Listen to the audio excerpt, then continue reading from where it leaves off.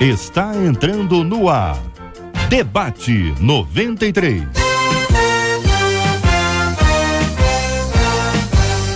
Realização 93 FM. Bem, gente, estamos começando mais uma edição do nosso Debate 93. Hoje é quinta-feira, 29 de agosto, ano 2013. A nossa equipe já está pronta para te atender. Marcela Bastos, Luciana Vasconcelos, Letícia Roseno, Fabiano Fernandes, aí Cardoso, a nossa querida Kátia Regina. Estamos começando mais uma edição do nosso Debate 93 e você já sabe, né? Aqui você tem voz, você fala com o debate. Fale com o Debate 93. Telefone 24610093. E-mail debate@radio93.com.br. Pois é, você pode ligar até as 2h da tarde, 3 opções de nota. Você liga, vota e você concorre a prêmios. Concorre hoje a um par de ingressos para o show lá no Luso Brasileiro, próximo dia 7 de setembro. Showzaço com Aline Barros, Arrebatados, um monte de gente bacana vai estar lá.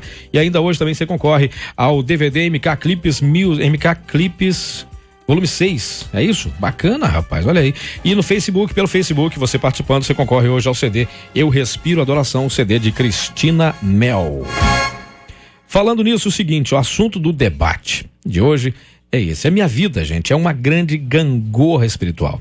Tem dia que eu tô lá em cima, tô na unção, fogo puro, mas aí tem dias que eu começo a esfriar. Eu já não sinto mais nada no culto e até para derramar uma lágrima, misericórdia, é um sacrifício. A minha mente começa a ser atacada com pensamentos de erros que cometi e quando vejo já perdi o foco da adoração. É normal que a nossa vida espiritual seja assim, de altos e baixos? Como viver constantemente a unção e evitar o esfriamento espiritual? O que fazer para superar as acusações da minha mente e ter uma vida contínua de comunhão com Deus? Os nossos debatedores já estão a postos e vamos começar pela ordem da escolha dos destaques. Mas aí, de repente, começo a esfriar e já não sinto mais nada nos cultos. Destaque do pastor Ari Iaque da Igreja Missionária Evangélica Maranata, ali pertinho, Jacarepaguá. Bom dia, pastorzão, seja muito bem-vindo. Bom dia, querido. Deus abençoe você, amém, todos os nossos ouvintes e também os queridos debatedores. É importante, às vezes, nós entendermos que, primeiro, nossa caminhada é uma caminhada com Deus, é sempre pela fé, e é preciso que estejamos sempre com o nosso coração, com a certeza de que os nossos pecados foram perdoados, que pelo sangue de Jesus Cristo temos os nossos corações limpos. E quando nos aproximamos de Deus, é importante que não nos deixemos envolver ou que o nosso coração se envolva só com as emoções. O que a nossa ouvinte deixou claro aqui é que as suas emoções estão muito, como eu posso dizer, uma hora está em cima, outra hora está embaixo, e a gente, apesar de sermos um ser racional e emocional, nós devemos também ter razão e ter a fé e a certeza de que a nossa condição com Deus, ela não se abala, ou nós não perdemos a nossa condição com Deus por causa das nossas emoções. Eu acredito que no decorrer do programa nós vamos trabalhar um pouco mais isso, inclusive com a ajuda aqui dos nossos queridos debatedores. Claro, como não? Entre nós também a pastora Andréia Melo da Igreja Apostólica Unidade em Cristo. Bom dia, pastora, seja bem-vinda. Bom dia, Cid, bom dia aos ouvintes, né? Sempre muito bom estar aqui. E eu concordo com o que o pastor Ari falou. Muitas vezes o cristão, ele confunde uma vida espiritual com uma vida de sentimentos, né? Com sensações, com manifestações físicas, né? E nós aqui, quando falamos na rádio, falamos para um povo de diferentes doutrinas, né? Pessoas que são mais suscetíveis às manifestações físicas, outras menos, mas o que nós precisamos entender é que a nossa vida espiritual não está necessariamente sendo temperada, ou o termômetro da nossa vida espiritual não pode ser as nossas sensações, as nossas emoções. E aí eu lembro de Paulo e Silas, né, quando estavam presos. Eu não entendo, né, que Paulo e Silas, naquele momento que estavam acorrentados, presos ali, eles sentiram vontade, desejo espontâneo de felicidade, né, para estar ali louvando. eles sentiram sim cansaço, desânimo, fome, frio, dor, vontade de desistir, dúvidas, quem sabe, né? Se é isso mesmo, será que nós estamos no caminho certo? Mas pela fé, eles decidiram andar na contramão dos seus sentimentos. Eles decidiram andar na contramão dos fatos. Eles decidiram andar na contramão das circunstâncias. E fé é isso. Fé é quando você decide, mesmo não sentindo o que você gostaria de sentir, né? E assim, o que eu queria dizer é: bem-vindo ao clube, porque todos Você nós... é humano. Todos nós Você vivemos é isso. Vivemos dias... Agora, interessante é a gente perceber que ela se refere a altos e baixos, a essas manifestações, a essas sensações. Agora, a inconstância espiritual é outra coisa. É outra história. Né? Outra história que nós precisamos aqui ao longo do debate, né? Abordar. Mostrar a diferença entre um e outro. E a inconstância espiritual, sim, é um perigo. É um grande perigo e nós temos que tratar muito bem essa questão. Entendi. Mas que não está necessariamente atrelada ou vinculada a sensações, a emoções, enfim. Entre nós também, pastor César Carvalho, da Comunidade Cristã Novo Dia. Bom dia, pastorzão, seja bem-vindo. Bom dia, Cid, bom dia, pastor Ari, pastor Andréia, são diletos amigos, bom dia aos nossos queridos ouvintes. Eu acho que os dois pastores que me antecederam, tanto Andréia quanto Ari, tocaram exatamente no cerne da questão da nossa querida irmã, que deve ser tratada com muito carinho. É um menino. É irmão? É que eu falei um ouvinte, né? É um ouvinte, é um menino. É um menino? É um menino. Então, nosso querido irmão, ele está conduzindo muito a sua vida e o processo da sua vida espiritual pelo viés das suas emoções. E quando a gente trabalha a vida espiritual a partir das emoções, é claro que, como disse pastor Ari, nós somos seres também emocionais. Mas eu não posso tomar decisões da minha vida, eu não posso ser levado pela vida pelo viés das emoções. As emoções não podem ser o leme que faz com que eu dê direção para a minha história de vida espiritual e até a vida, que eu digo, a vida em si, porque na verdade a gente gosta de falar um pouco e separar um pouco a questão da vida espiritual da vida normal, vamos chamar assim, né? Da vida carnal, mas nós temos uma vida só.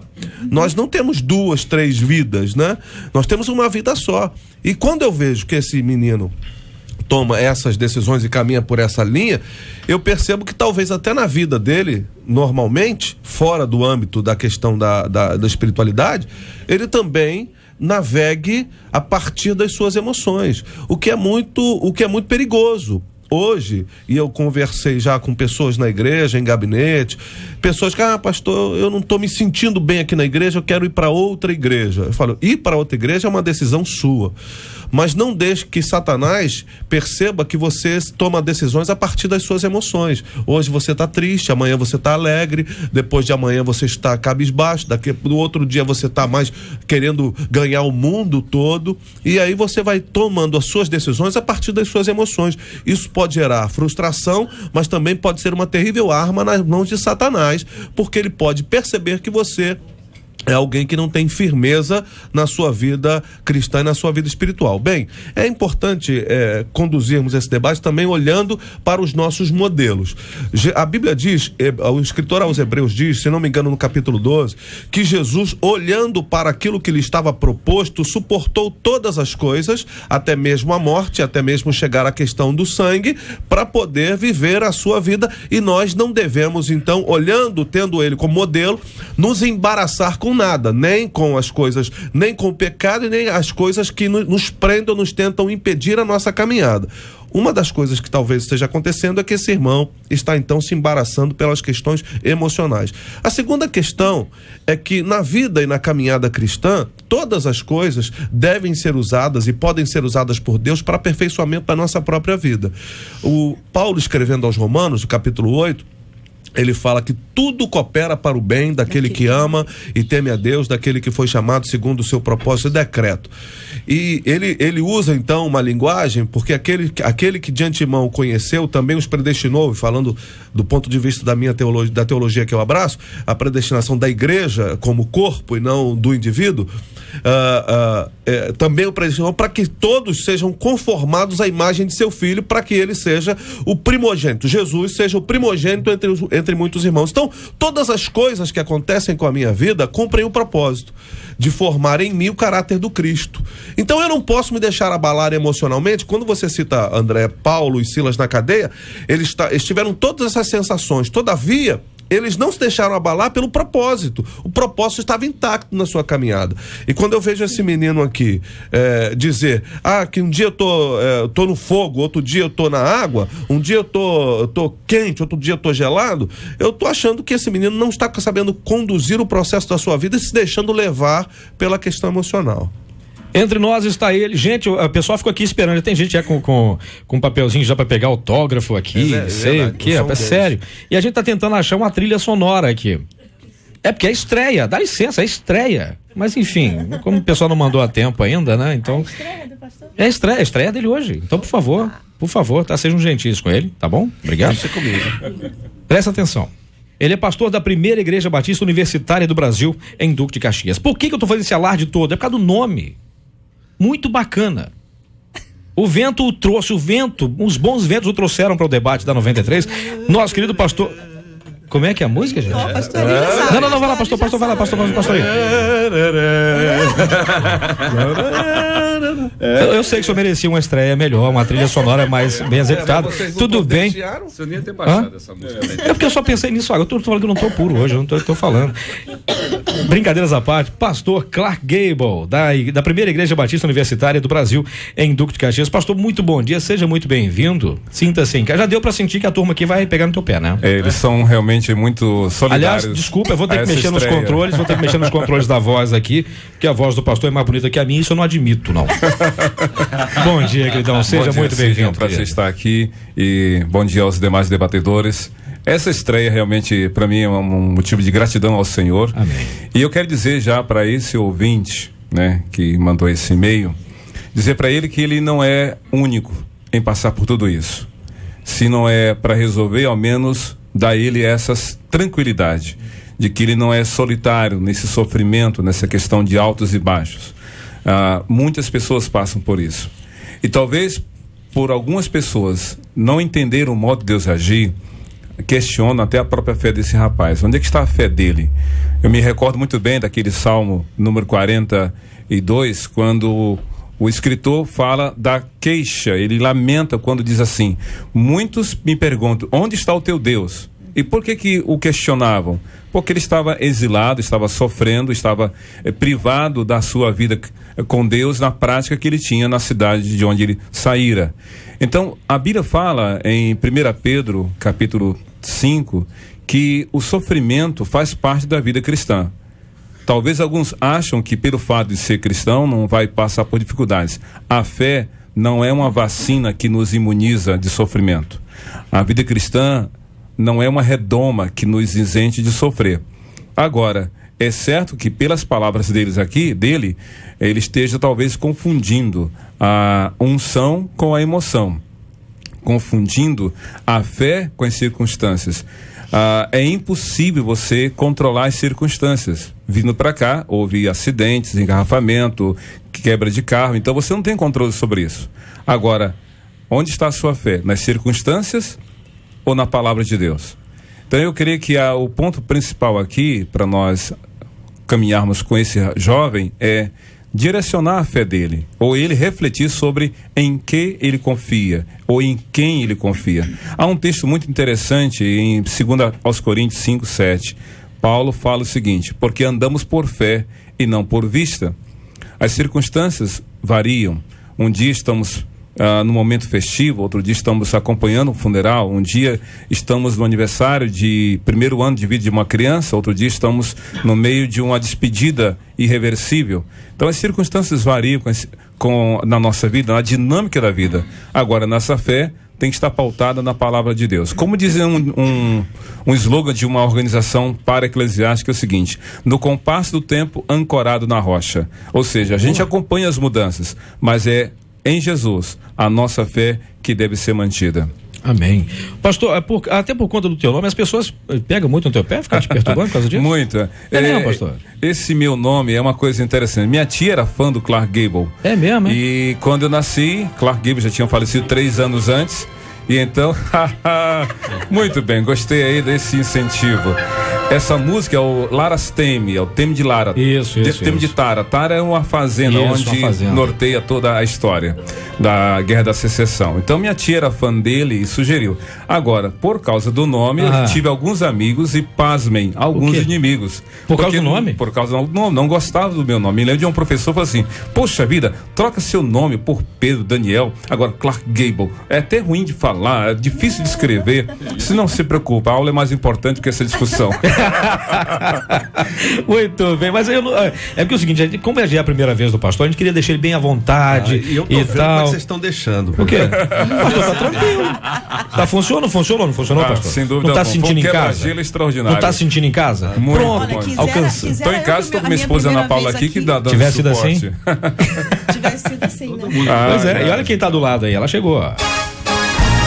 Pesquisa 93. Olha a recepção dela, pastor. A doce voz de Marcela Bastos. Bom dia, Marcela. Bom dia, Cid. Bom dia aos nossos ouvintes, aos nossos queridos debatedores. Pastor Clark, seja bem-vindo. Viu? Vamos falar com mais intimidade. Com toda pastor certeza. Clark, entendeu? Não precisa nem o pastor do Gable, assim, a gente vai jogando depois. O pessoal pode então, achar que é o Clark Kent, é diferente. É também. Aí pode correr pra cá e já vai ser outra personagem. É verdade. Pesquisa, Marcela. Vamos nos ater à matéria. Vamos lá. Sinceramente, você vive assim uma vida espiritual de altos e baixos? Bom, 66% dos nossos ouvintes responderam sinceramente que vivem sim, tá? Mas é mesmo? Deles disseram. Deixa eu dar uma olhada aqui na internet para ver se a coisa muda um pouquinho, se a gente vai empatar contigo ou não. Pois é, aqui na internet 84% dizem que sim, que vivem uma vida de altos e baixos. Gente, vocês disseram que não é exclusividade de uma pessoa só, não é exclusividade do nosso ouvinte, essa questão de viver nessa gangorra, como ele fala. Um dia lá em cima, um dia lá embaixo, um dia tá na igreja que é fogo puro, e no dia seguinte o cara não sente, para derramar uma lágrima é um sacrifício. Se é sacrifício para derramar uma lágrima, essa lágrima seria válida? Pastor Ariaque, o destaque é seu. Nós não podemos, como já foi dito aqui, jogar fora os nossos sentimentos. Quando nós vamos louvar a Deus, eu vou com tudo, corpo, alma e espírito. E inclusive eu gosto sim de usar minhas emoções, que foi Ele que me deu, para adorá-lo. É verdade que quando nós nos sentimos emocionalmente tocados por uma mensagem ou por um louvor, há uma satisfação interior no nosso coração, e parece até que nós fomos mais abençoados naquela reunião, naquele culto, porque nós choramos, porque fomos tocados, enfim. Mas a verdade é que eu conheço e eu já vivi circunstâncias assim, até porque a nossa pastora já falou, bem-vindo ao clube, nós todos vivemos circunstâncias como essa, passamos por tantos problemas como o nosso querido pastor Clark já nos colocou aqui. São tantas as dificuldades, às vezes nós saímos de casa já tocados por uma notícia de morte ou uma situação de enfermidade, e já chegamos da igreja quebrantados. E às vezes pastores passamos por isso constantemente. Exatamente, uma hora estamos num funeral, outra hora estamos num casamento, outra hora... Imagine se nós fôssemos agir de acordo com as sensações que sentimos minutos antes. O que o pastor querido antes de mim falou aqui era César, muito importante, é que o nosso foco está em Jesus. E independente do que eu estou sentindo, o meu coração, o Espírito Santo fala no meu coração que eu sou filho de Deus, que eu fui lavado e remido pelo sangue de Jesus, e que o meu Deus está atento às minhas carências e às minhas necessidades. Agora, que a gente fica com essa sensação de que foi realmente uma bênção o culto, porque eu chorei, porque eu fiquei envolvido emocionalmente, e isso nós ficamos, mas a gente não pode ficar preso nisso. A minha preocupação em relação a esse rapaz é que ele atrela às suas emoções também a questão do pecado. Quando ele diz que ele fica se lembrando dos pecados do passado. Isso para mim gera um constrangimento, porque aí é uma falta de entendimento do que foi feito por ele. do sacrifício de Jesus e do valor e do peso desse sacrifício na cruz.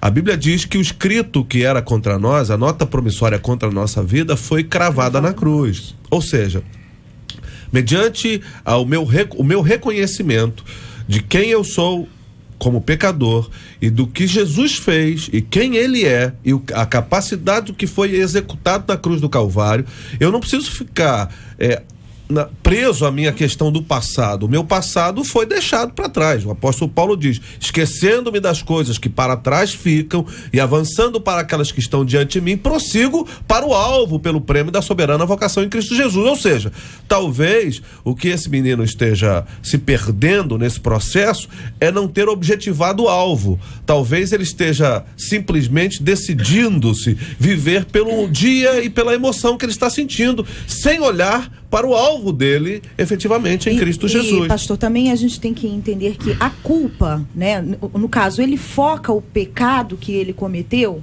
e a culpa, na realidade, é um grande aspirador espiritual, né? A culpa, ela vem... ela esvazia você da presença de Deus, porque na realidade você está, como o pastor acabou de citar, né? Você está esquecendo o que foi feito por você. Então, quando você foca o seu pecado, você se afasta da obra da cruz, do sacrifício de Jesus, você se afasta da graça, e isso tudo vai esvaziando, valoriza mais, né? A culpa. Valoriza mais a culpa e começa a entender que a presença de Deus é algo que você precisa merecer, e você jamais vai merecer a presença do Santo dos Santos. Você não vai merecer nunca, por mais que você se proponha a viver uma vida como o homem diz, certinha, né? A santidade, ela vem do Senhor em forma de graça, é um favor imerecido, e você não consegue realmente conquistar, né, a presença de Deus através dos seus atos. Agora, pastora, não existem algumas pessoas que às vezes têm dificuldade em se perdoar? Sim, porque nós sabemos que Deus nos perdoa. Nós confessamos os nossos pecados e Ele nos perdoa imediatamente. Pelo menos nós cremos assim. Eu acho que esse é o nível mais difícil de perdão. Mas o processo, às vezes, no nosso coração, a gente não se perdoa. Deus já nos perdoou, mas nós não nos perdoamos. Mas temos que observar o seguinte: qual é o conceito que esse jovem tem de vida cristã? A vida cristã não pode ser vista como uma espécie de fuga da realidade. A vida cristã não pode se tornar algo alheio à vida cristã. Alguém já disse uma coisa muito interessante: a religiosidade que não tem conexão com a realidade é doença, é enfermidade, é problema. Como é que você pode querer entrar no templo para adorar a Deus e desconectar-se da realidade? Por isso que muitas vezes eu observei nas palavras dele essa espécie de querer fazer da religiosidade uma anestesia, uma espécie de fuga, e não pode. Por que muitas pessoas estão na igreja por tanto tempo de vida cristã e ainda lidando com os mesmos problemas? Na Bíblia a gente pode encontrar pessoas que foram a Cristo porque estavam com problemas, sejam eles físicos, emocionais ou espirituais. Agora, em Cristo, os problemas que os levaram ao Senhor foram tratados pelo Senhor. A questão toda é que acontece que as pessoas hoje vão a Cristo por causa dos problemas, mas chegando lá, elas não deixam o Senhor tratar da real questão que o levou, ou as levaram ao Senhor. Então a religiosidade fica uma espécie de fuga. Daí essa confusão. Quase uma máscara, não é, pastor? Exatamente. Então a emoção fica apenas como uma espécie de vou esquecer dos meus problemas. Mas para aí, ao sair do tempo, os problemas continuam, não são resolvidos. Então, qual é a visão que ele tem? Se olharmos para a história do filho pródigo, a gente pode ver aqui alguma coisa interessante. A história do filho pródigo, a gente dá muita atenção ao filho que saiu, mas estava dentro de casa. Era mais doente. Ele fazia ainda, tudo né? certinho. Mas, pastor, não tem uns clichês que são usados, às vezes, até do púlpito mesmo, eu já ouvi dezenas de vezes. Meu irmão, esqueça-se dos problemas que estão lá fora. Foque aqui agora na presença de Deus. Mas é isso que está escrito aqui, ó. Deixa eu ler para vocês isso aqui. Os problemas realmente desapareceram, eles continuam conosco. Ou que ficasse amarrado na porta da igreja esperando. Aqui, por exemplo, a nossa vida é uma gangorra, assim. Às vezes os problemas nos fazem enfraquecer, mas quando estamos dentro, quando entramos na casa do Senhor, os nossos problemas devem ficar lá fora e os olhos sempre voltados para Deus. Isso é equivalente ao quê? É equivalente a fazer do templo um lugar mágico. Exatamente. Uma ilha da fantasia. Mágico e sem muita eficiência, né? Porque se eu vou deixar o problema lá fora, eu vou entrar, quando eu voltar ele tá lá fora me esperando, é isso? Mas existe liderança. Melhor, no resumo, não é melhor resolver o problema? De situação, entendeu? Onde as pessoas entram para o templo e pronto. Você agora, os seus problemas ficaram lá fora, você aqui está da presença de Deus. Só que quando ele sai dali, o problema está lá esperando por ele. O problema não é convertido, gente. Exatamente. Agora tem outra coisa interessante a ser colocada aqui nessa fala, ou no meio desse rapaz, é com respeito à culpa. Qual é a visão que a Bíblia fala de culpa? Deus não trabalha com sentimento de culpa. Deus trabalha com culpa como fato. Convicção. Por que Deus não trabalha com sentimento? Porque a pessoa pode fazer algo errado e não sentir-se culpado. E a pessoa pode não ter feito e sentir-se culpado. A Bíblia fala de Adão. Adão falou tudo, mas não admitiu o erro dele. Mas a Bíblia fala lá também em Provérbios que a mulher come o pão escondido, limpa a boca e fala, não fiz nada. Por que a Bíblia fala isso? Porque sentimento é uma resposta às emoções, ou melhor, às circunstâncias. E essas respostas podem ser verdadeiras ou não. Eu posso sentir frio no calor e calor no frio. Agora, quando a Bíblia fala de culpa, Deus se baseia em fatos. Se esse rapaz já confessou seus pecados ao Senhor, ele tem que crer nas promessas e na palavra do Senhor, independentemente das emoções. É a questão da fé. Exatamente. Porque não é a questão... Quando a gente fala fé aqui, quando os pastores estão falando fé, queridos ouvintes, nós estamos falando de acreditar. Nós não estamos falando só de acreditar, de sentir, hoje Deus está aqui, Deus está nesse lugar, eu estou sentindo um arrepio. Nós não estamos falando disso. Nós estamos falando do que a Bíblia diz. Fé é a carga do que a palavra de Deus diz para nós e traz para a nossa experiência, para que a gente caminhe a partir da fé bíblica. Nós não estamos falando de você acreditar, igual você pega o ônibus, está escrito assim, Madureira. Aí você acredita que é lá. Que vai para Madureira. Nós não estamos falando disso. Nós estamos falando de fé.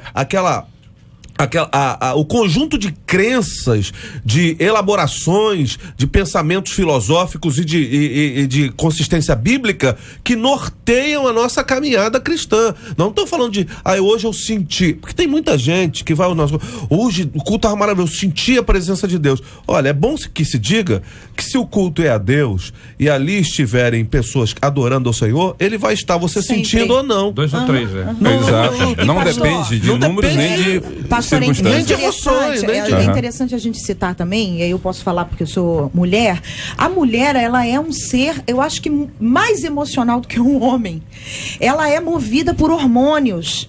E essa oscilação de hormônios altera o humor, altera a sensibilidade. Então tem dias que quando alguém me escreve, pastora, olha, eu não sei o que está acontecendo comigo, mas eu estou me sentindo triste. Eu falo, do nada, não aconteceu. Não, do nada. Já fez exames de sangue? Já viu como estão os seus hormônios? Você está na TPM? Eu pergunto essas coisas. Verdade. Porque a mulher, ela é assim. E o marido tem que entender bem de TPM. Entende, né? Tem que entender. Porque sabe que TPM é o tempo de perturbar o marido, né? Como é que é o negócio? Não, pastor, TPM é o quê? Tempo de perturbar o mundo. Marido não, o mundo. Mais grave ainda. Então, a mulher, ela pode ir à igreja num dia de TPM e chorar do início ao fim. Ela chora com a propaganda de manteiga. Por falar nisso. Isso não tem nada a ver. Eu fica feliz pensando que ela está sentindo a presença de Deus. Pastor E André, dia ela chegar na igreja tão irritada e não conseguir nem ouvir a voz do pastor, porque ela está irritada. Que dirá chorar, né? Só que esse rapaz, no nosso caso, ele não tem essa desculpa. Porque até pra chorar, até pra derramar uma lágrima no louvor, é um sacrifício pra ele, que aliás é o seu destaque. É o meu destaque. Por que eu botei esse destaque? Porque exatamente nós vinculamos o choro ao quebrantamento. E não tem nada a ver com coisa. Choro e quebrantamento são coisas diferentes. O choro pode ser uma consequência do quebrantamento. Mas o quebrantamento, ele vem de uma ideia de arrependimento, de reconhecimento de quem você é e quem Deus é para você. Eu entendo o quebrantamento nesse aspecto, que eu entendo a minha humanidade, eu entendo a minha condição e eu entendo que o amor de Deus é tão grande por mim, mesmo eu não merecendo, que isso me constrange. Isso me constrange a quê? A acertar. Isso me constrange a querer ser mais humilde, a querer matar a minha carne. E aí aí vem o processo de santidade. E aí, André, você vai me permitir, mas tem gente que chora muito no culto, mas nunca se quebranta. Nunca se quebranta.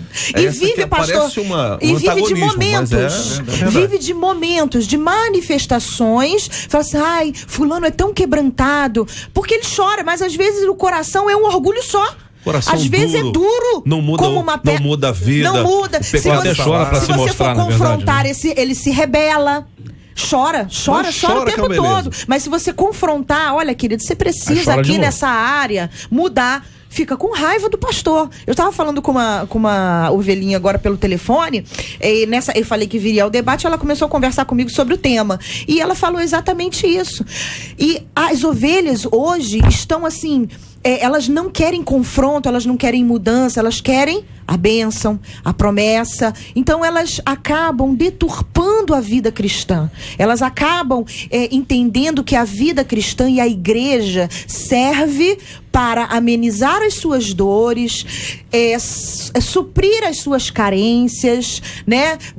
Elevar a sua autoestima. E igreja não é só isso. Vida com Deus não é só isso. Mas essa é a visão de quem vai para o templo como quem fosse para um oásis. Exatamente. Na verdade, na vida cristã, porque a partir desse momento, quando a gente entende o Novo Testamento, eu me transformo em templo do Espírito Santo. Então, na verdade, eu não vou à igreja, eu congrego com os irmãos, e nesta congregação eu sou igreja que estou fora do sistema social que eu vivo. Então, dentro dessa condição, o grande equívoco que a Andréa está colocando aqui, a pastora Andréa está colocando aqui, tem muito a ver também, não só com a membresia, me permita, mas também com a dinâmica das pregações que a gente tem elaborado. Pastor César e pastora Andréa, pastor Ari, se a gente olhar para o Velho Testamento, a gente vai ver a figura de um local específico e definido para adoração. No deserto era o tabernáculo, em Jerusalém era o templo, na Samaria havia lá o monte. No Novo Testamento, há 40 anos, Herodes estava construindo o terceiro templo e não concluiu a obra. E esse terceiro templo foi usado pelos cristãos ainda no processo da adoração ao Senhor. Porém, após a perseguição, onde estava o templo na vida dos crentes? Não existia mais o templo. Eles adoravam a Deus aonde? Em casa. Então parece que nós estamos agora querendo resgatar uma visão do Velho Testamento como um lugar específico para adoração. A igreja, o local fixo, o logradouro, o endereço é importante, porque ali a igreja se reúne. Mas esse jovem talvez esteja vinculando ou dependendo do lugar como meio de adoração. E não é.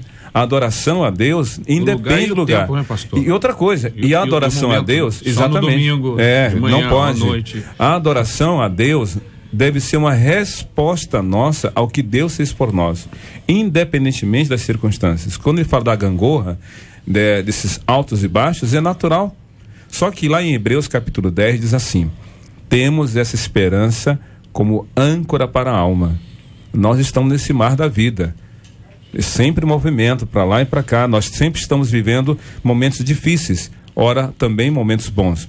Agora, o que nos segura é a esperança. A âncora é a nossa fé, fincada na rocha que é o Senhor. Então esse rapaz, não só ele, mas todos os que nos ouvem agora, todos nós precisamos nos fixar, nos fundamentar no Senhor.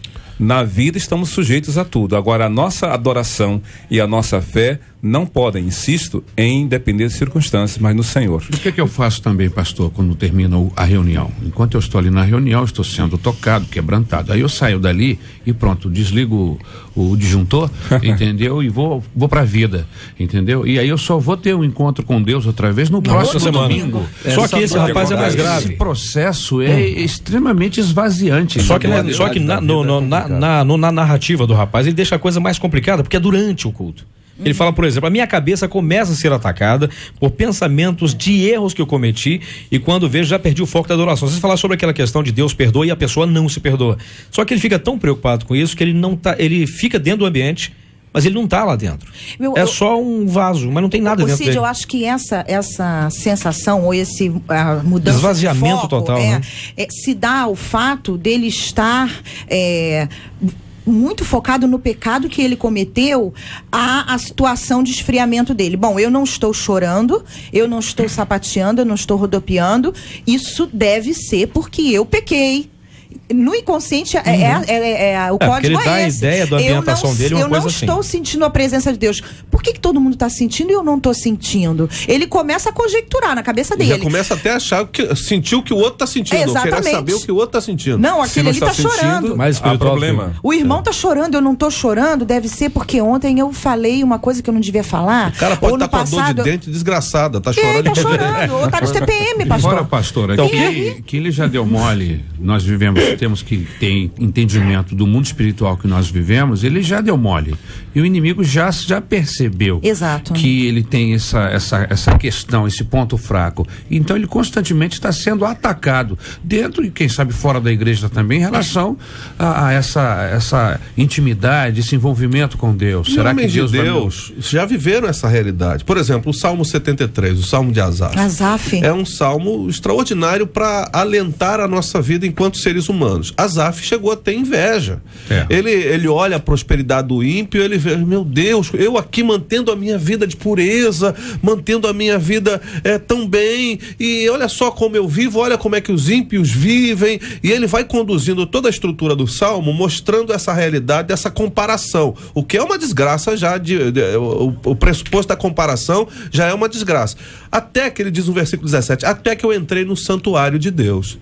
Ou seja, ele entrava no santuário constantemente, e talvez as suas maiores dores estavam também no ambiente do santuário, só que entrar no santuário ali tem uma outra dinâmica.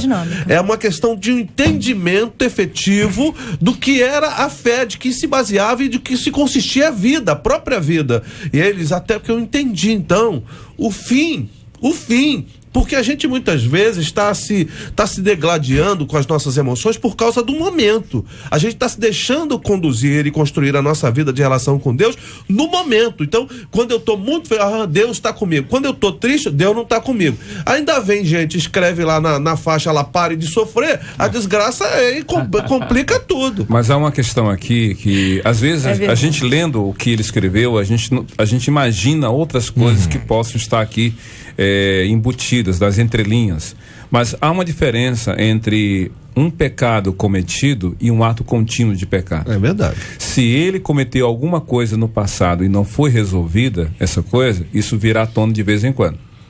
É como os destroços, né, de um naufrágio que a maré traz para a praia. Então, se ele cometeu algum erro e ainda não tratou, e se ele faz da adoração ou do culto apenas uma fuga, isso vem à tona.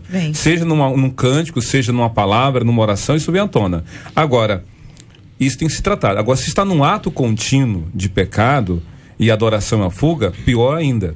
De qualquer forma, tem que ser tratado. E com respeito a um ato único na vida que a pessoa não tratou, eu me recordo da história do pastor Morrison. O pastor Morrison conta a experiência dele na infância, que ele morava com a mãe e a sua irmã. E tinham lá, na época nos Estados Unidos, a criação de animais dentro de casa, como o frango, etc. E a mãe tinha um pato de estimação. Resultado, ele brincando com a irmã, jogando tiro ao alvo, atingiu o pato, jogou uma pedra, o pato morreu. O que ele fez? Colocou debaixo do feno e escondeu. Só que a irmã sabia, estava lá, e a mãe tinha uma prática. De manhã, ou melhor, no almoço, lavava a louça um filho, à noite, ou a filha. Resultado, Morrison ficou escravo da irmã, porque toda vez que a irmã tinha a obrigação de lavar, ele dizia, olha o pato. Olha o pato. E aquilo foi uma angústia, até que passados dias, disse, mãe, eu tenho algo para te confessar. O que é? Lembra do pato? Eu matei o pato, joguei uma pedra. E ela disse, eu sei, meu filho, mas por que a senhora não falou nada? Esperei você vir conversar comigo. Você me perdoa? Te perdoo. Quando foi na noite, a irmã disse, Morrison, eu não vou lavar. Você vai lavar. Eu disse, eu não vou lavar. Olha o pato. Aí ele disse, minha mãe já me perdoou. Ponto final. Acabou a briga. Acabou a briga. Conheça a verdade e a verdade te liberta. Exatamente. Deixa eu ler aqui algumas considerações dos ouvintes. A Cleusa da Ilha do Governador, ela disse assim, gente, eu acredito que todas as pessoas passam por um momento de fraqueza espiritual, sim. O importante é continuar a buscar a Deus e alicerçar a sua fé nele. Quando damos ouvidos às acusações de nossa mente, corremos o risco de nos transformarmos em pecadores pescadores do mar do esquecimento. Quer dizer, jogou lá e a gente vai lá e pesca de novo.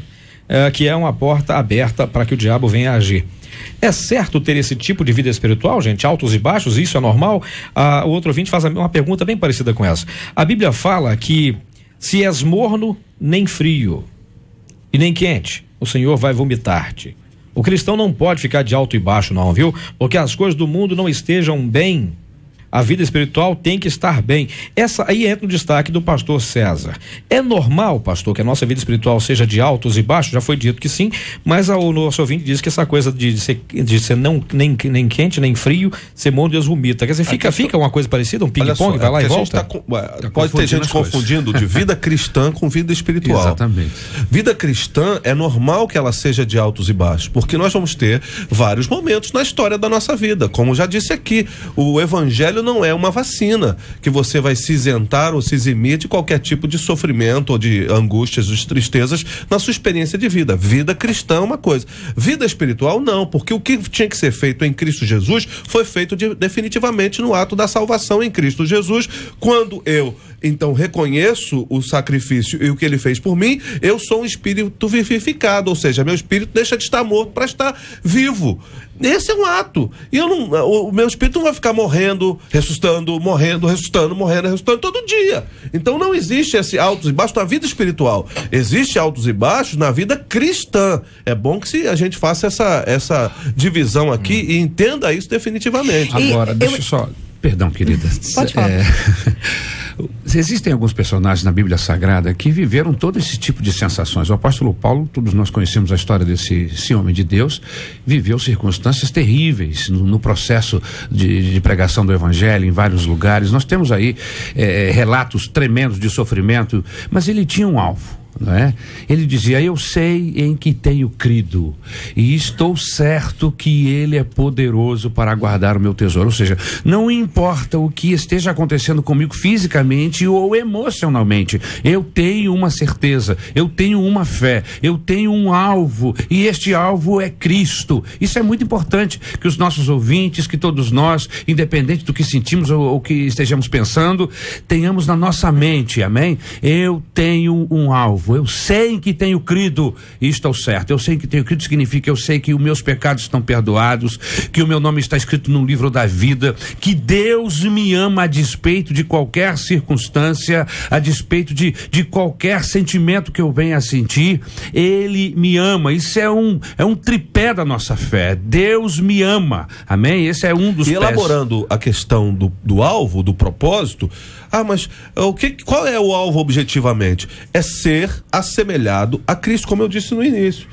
Todas as coisas cooperam para esta finalidade. Deus pega tudo que acontece comigo na minha vida cristã e usa isso como ferramenta para forjar em mim o caráter de Cristo. É verdade. Então essas coisas deve ser o objetivo da minha vida. Qual é o objetivo? Ser semelhante a Jesus. Então eu pego a Bíblia. Agora, tem gente que quer ser semelhante a Jesus, nunca leu nem os evangelhos. Não sabe nem como é que Jesus como é que ele vivia, como é que ele respondia, como é que ele reagia aos processos da vida como um todo. E eu quero ser semelhante a Jesus. Como? Se você só assiste Faustão, bicho? Não conhece a Bíblia. Olha só, eu creio que a visão que a gente pode ter de vida de igreja, vamos pensar na igreja como corpo e compará-la com o hospital. No hospital você tem pessoas com diferentes enfermidades.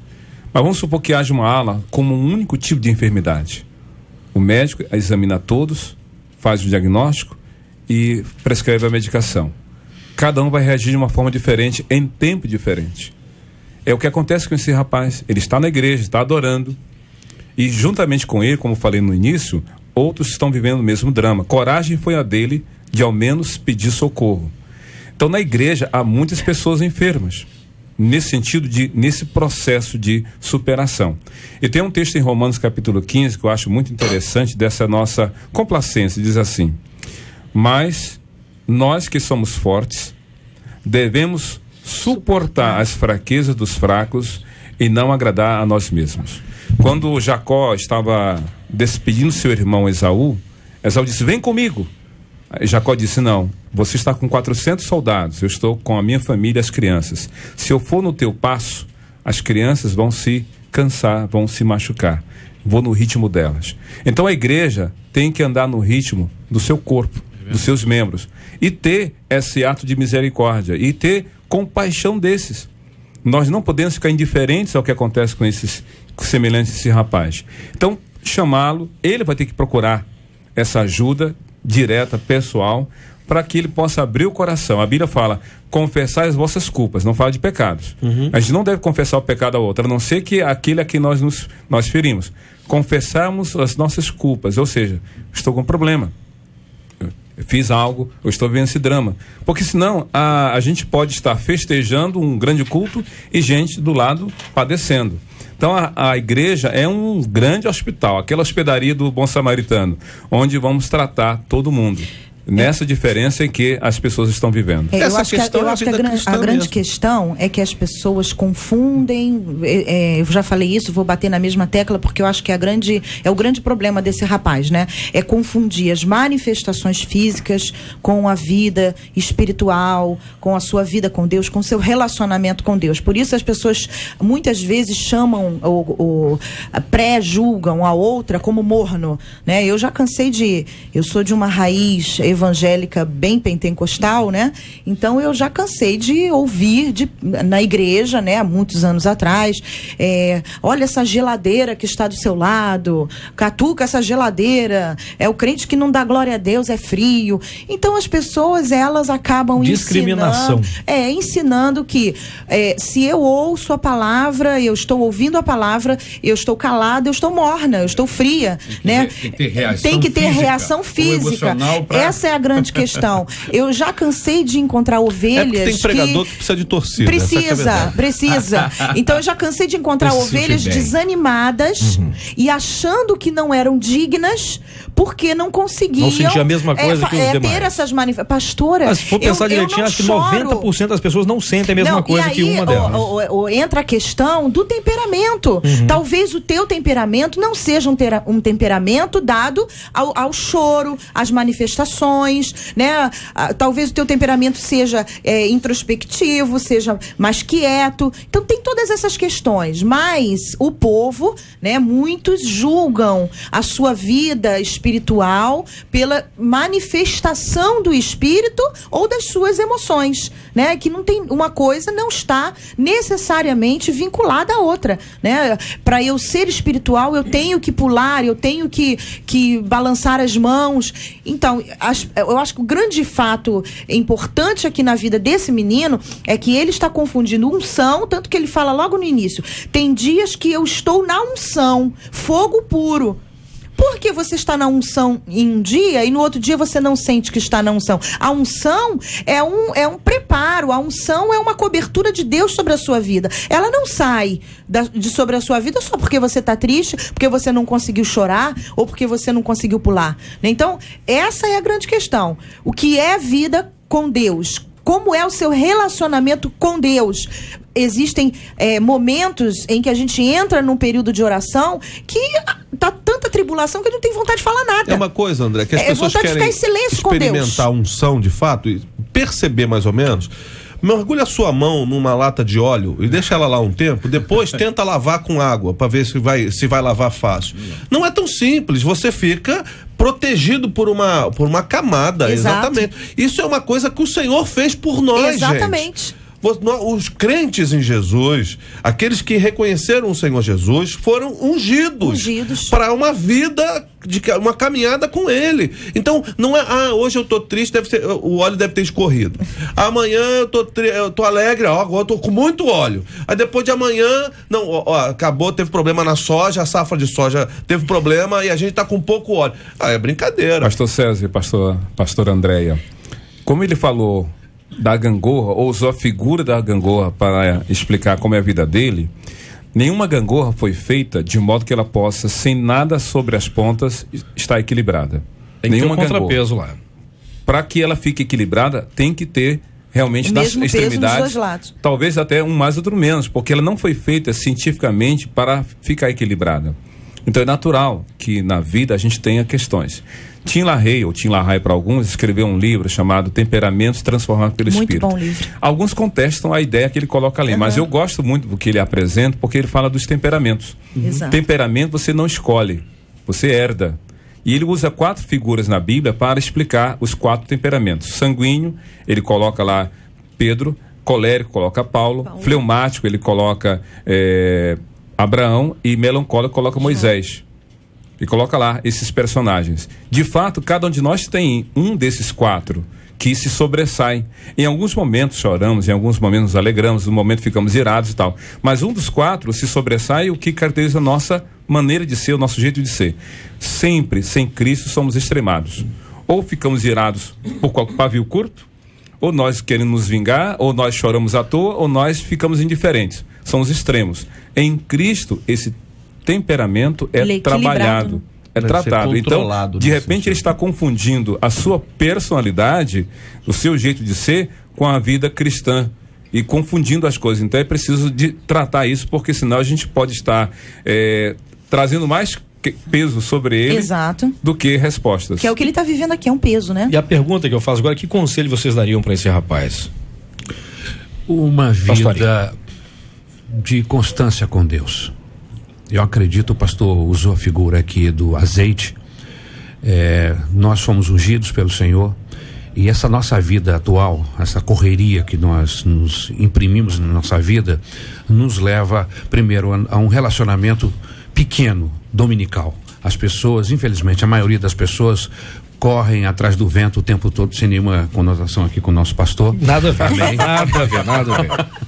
Mas que vivem correndo atrás do vento, e aí no domingo dá uma paradinha, entendeu? E aí desliga o disjuntor, e aí volta para sua vida. Eu acho que relacionamento com Deus não se restringe a estar no templo, fisicamente falando, no domingo. O templo, como usou o pastor Clark aqui na sua colocação, quando ele falou sobre o tema, quando eu vejo isso aí, não apenas como um templo físico, mas como um templo espiritual. Eu entrei no templo, foi o pastor César que falou. Entrei no templo. Entrar no templo não significa estar na igreja no domingo de manhã, significa estar em uma condição com Deus. Isso pode ser em casa, isso pode ser em qualquer espaço, aqui dentro do meu coração. Eu acho que nós precisamos estar mais conectados, estar mais ligados com Deus, através da leitura bíblica, através das nossas orações diárias, e com certeza, quando chegar no domingo, nós vamos ter uma outra expectativa. O lugar de adoração vai ser a igreja vai ser um lugar de adoração, onde nós vamos lá adorar junto com os demais irmãos. Não vai ser o nosso primeiro culto da semana, mas nós já tivemos várias reuniões com Deus, tivemos vários momentos com Ele no decorrer da semana, e ali vai ser mais um, mas agora junto com toda a comunidade. Então eu acho que isso é importante para que a nossa vida não fique cheia de altos e baixos. Amém. A gente pode cantar um corinho, pastor César. Não, eu creio que o pastor Ari, ele definiu essa situação. Se para um conselho a esse nosso querido irmão, eu acho que ele precisa conversar mais de perto com o seu pastor, seu líder, trocar isso, falar com o seu líder acerca do seu sentimento. O problema, e aqui não há nenhuma condenação da minha parte a quem quer que seja, mas o problema é que tem muita gente que escreve pro debate, que fala com todo mundo, bota no Facebook, expõe a sua vida, mas nunca fala com o seu pastor. E isso não dá a ele a condição de uma conversa, de ouvir o outro lado. Ele expõe seus sentimentos, mas não ouve. Ele expõe as suas emoções, mas não ouve. Então, procure o seu pastor, converse com ele sobre essa realidade da sua vida, da sua realidade espiritual. Se o seu pastor for um homem maduro, efetivamente bíblico, ele vai ajudar você nesse processo de transformação da sua vida. Sua vida vai deixar de ser uma gangorra. Pode ser um outro brinquedo do parque, mas não vai ser uma gangorra. Eu queria incluir, né, depois de tudo que já foi dito aqui de forma fantástica, eu queria incluir um conselho a esse jovem, né? Que ele trabalhe a questão da culpa no seu coração, que você procure entender o amor de Deus, que uma vez que você tenha de fato se arrependido do pecado e pedido perdão ao Senhor, você está coberto pelo sangue que é precioso, que foi derramado pela sua vida. Então você não pode mais viver sem se perdoar, porque você está anulando o poder do sangue do Cordeiro sobre a sua vida, o sangue de Jesus. Então trabalhe a culpa, trabalhe o desânimo, aquilo que te leva ao desânimo. Procure andar na contramão do desânimo, né? Se eu estou desanimado para orar, eu vou lutar contra isso, eu vou orar mais. E se eu estou desanimado para ir para a escola bíblica, para aprender a palavra, eu vou lutar contra isso. Porque ser morno não é o fato de você não chorar num culto, ou de você não ter manifestações físicas. O ser morno é quando você paralisa o seu conhecimento de Deus. Quando existe em você uma cegueira tão grande que você não sente necessidade de mudanças, você não sente necessidade de transformações, porque nós estamos a despeito de qualquer nível ou título que possamos ter, nós estamos sempre num processo de mudança, de fé em fé, de glória em glória, até que a gente possa atingir o nível que Deus tem para nós. Então não desista, meu querido, não desista. Busque ao Senhor, porque você de fato é um ungido de Deus. A unção, ela não vem sobre a sua vida e sai, né? Ela está sobre você. O desânimo, ele precisa ser vencido em nome de Jesus. Bem, o que dizer para esse jovem e talvez para tantos que nos ouvem agora e que se unem a ele nesse coro de sofrimento? O que dizer para ele? Olhe para Jesus. Olhe para Jesus, mas olhe da seguinte maneira. Como é que você vai olhar para Jesus? Pela palavra. Leia os 4 evangelhos, como é dito.